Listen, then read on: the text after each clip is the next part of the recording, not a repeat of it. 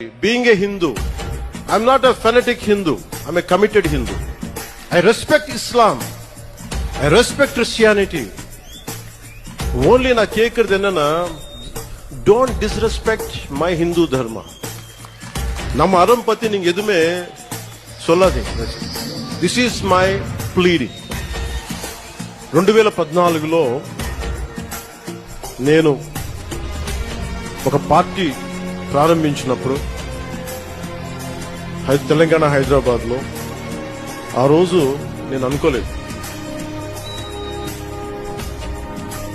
Athens కంటే పురాతనమైన నగరం అయిన మదురైలో ఇన్ని లక్షల మంది జనం మధ్య తమిళ్లో నేను గౌరవించే నా తమిళనాడులో నేను పెరిగిన తమిళనాడులో నేను ఇష్టపడే తమిళ సంస్కృతి నాకు సంస్కృతి బీజాలు పోసిన తమిళనాడు తమిళ భాష వీటన్నిటిలో నేను ఒకరోజు ఇక్కడికి వచ్చి ఎంతమంది గురువుల మధ్య ఇంత పెద్ద హిందూ మున్నని పెద్దల మధ్య ఇన్ని లక్షల మంది ప్రజల మధ్య నేను ఇలాంటి రోజు ఒకటి వస్తుందని నేను ఎప్పుడు ఊహించలేదు.